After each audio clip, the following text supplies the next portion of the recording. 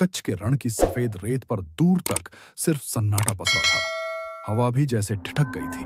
बस कभी कभी रेत के कण उड़कर किसी अदृश्य चीज से टकरा जाते और एक अजीब सी सरसराहट पैदा होती। अजय और उसके 3 दोस्त रमन, देव और पूजा अपनी एसयूवी से उतर चुके थे। वे लोग रण ऑफ कच्छ के बीचों बीच आए थे, जहां कहा जाता है कि रात में आत्माएं रेत पर चलती हैं। चलो यार, यहां कुछ नहीं है, बस लोक कथाएं हैं, रमन ने कैमरा संभालते हुए कहा। लेकिन पूजा की नजरें उस पुरानी पगडंडी पर थीं, जहां दूर किसी पुराने मंदिर के खंडहर दिख रहे थे। वहीं से आवाज आई थी, उसने धीरे से कहा। बाकी सब हंस पड़े। कौन सी आवाज? शंख की और किसी के रोने की। अजय हंसते हुए बोला, तू बहुत सुन लेती है पूजा, चलो थोड़ा आगे देखते हैं, फिर वापस। एसयूवी की हेडलाइट्स अब पीछे छूट चुकी थीं। चारों की टॉर्च की रोशनी रेत पर अजीब परछाइयां बना रही थी। हर कदम पर रेत जैसे किसी की सांसों की तरह हिलती थी। मंदिर के पास पहुंचकर उन्होंने देखा, दीवारों पर पुराने संस्कृत श्लोक उकेरे हुए थे, पर कई शब्द मिट चुके थे। एक टूटी मूर्ति के पास मिट्टी में कुछ सफेद सा दबा दिखा। यह क्या है? देव ने झुककर रेत हटाई। रेत के नीचे से एक मानव खोपड़ी निकली। सबके चेहरे सफेद पड़ गए। अजय ने जल्दी से खोपड़ी उठाई। यह शायद पुराना कब्रिस्तान होगा। उसी वक्त अचानक हवा का एक झोंका आया। रेत जोर से उड़ी और मंदिर की घंटी अपने आप बजने लगी। टन टन टन, पूजा चिल्लाई। देखो!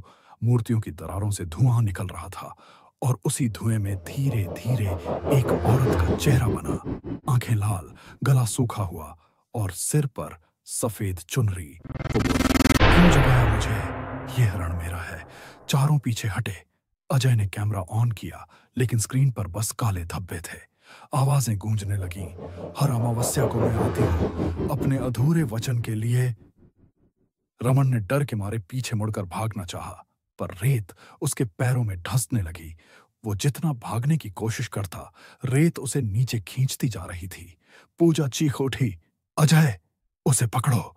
पर अब बहुत देर हो चुकी थी। रमन का चेहरा रेत में समा गया और बस एक आखिरी चीख हवा में गूंज कर रह गई। अजय, देव और पूजा बेतहाशा एसयूवी की तरफ भागे, लेकिन रास्ता वैसा नहीं था जहां वे चले थे। वहां रेत के नीचे सैकड़ों पदचिह्न थे, जैसे किसी कारवां की लाशें चल रही हों। देव ने घबराकर कहा, यह असली रण नहीं है, हम किसी और जगह फंस गए हैं।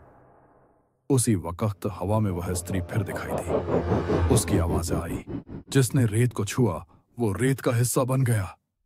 पूजा बेहोश होकर गिर गई।